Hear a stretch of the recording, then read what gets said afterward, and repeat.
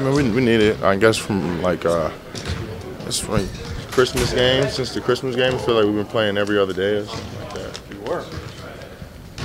So it's a good time to rest. Work on the little things, offensively and defensively. Get your body back under you, some rest. Work on the game.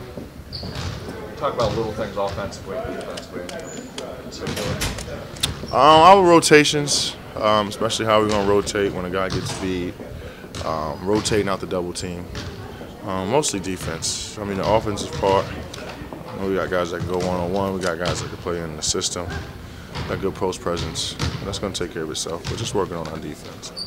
You talk about the grind of playing every other day. What's it like for you to have a couple days off mentally? It's a relief. It feels good. I mean, but you can't take too much time off, because you lose your sharpness or what have you. But this is a good time just to work on your game. Wind up staying sharp. Don't have to pound. You don't have to pound your body on games. This point of the year comes so quick. Nice 2 or 3 day span off is perfect. So some of the numbers you guys have been allowing defensively and holding other teams to, you think some of the criticisms about the defense were unfair? I mean, we set a high bar for ourselves, last couple of years been in the championship round. If we get there this year, make it 4 years in a row. So the bar is set high.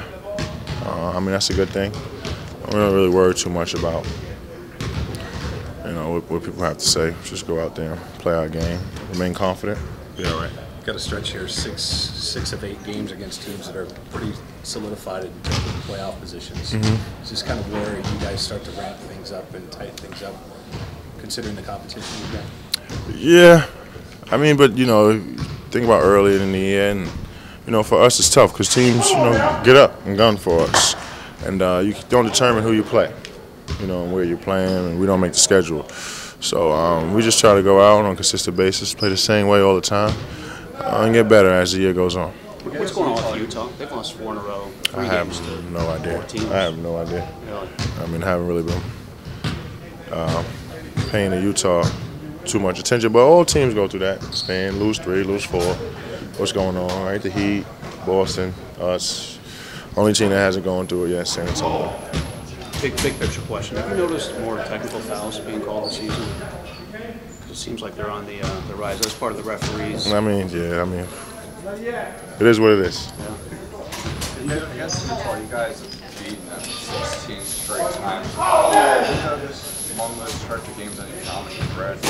We've seen them so much. Yeah. Due to the playoffs and the regular season. They know what we're going to run. We know what they're going to run. And, both teams, of course, won't be surprised by anything the other team does.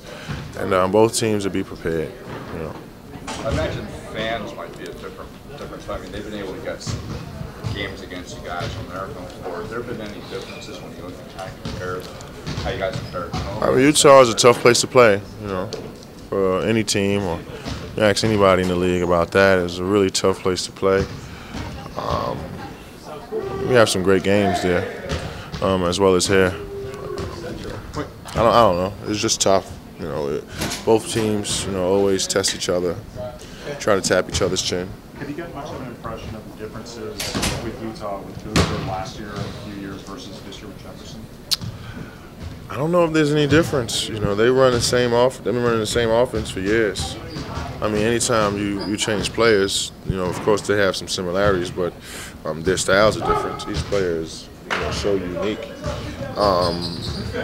It's obviously unique, but I don't really know if there's a difference. Darren Williams kind of sets the tempo. They look to push it. They look to get easy baskets, and they bunch it up in the middle. That's what they run. In terms of Millsap or even? Nah, Millsap had a great run, and he was hot in the beginning of the year, but it won't make a difference. They play tough, they play hard, they're well coached. Mark, you have some of your better individual numbers against any team against Utah. Does them doing the same thing every year, does that help you individually know where to attack and know where you can get your rhythm? They look to bunch up the middle. So if you can get stops and then push that ball, you have the advantage. That's what I try to do, especially when I play against Utah. I try to push as much as possible, get open in transition, kind of just like leave my way for the defense. And so if you're doing that and initiating your offense transition-wise, that can help you open things up in the half court too. Yeah, if I can push it though, find my space, get me into a good rhythm. Of course, that'll help my half-court offense. Point guard seems to be one of the deepest positions in the league, and for a time, Darren Williams was considered the best guy out there. And now people are saying maybe Derrick Rose, Russell Westbrook. Yeah, I mean it's so tough. As guys get hot, numbers go up. Which team is winning?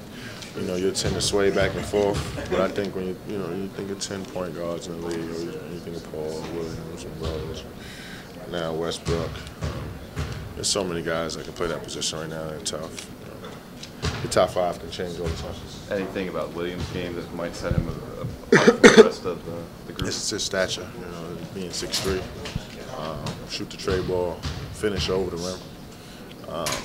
You defend the ball full court.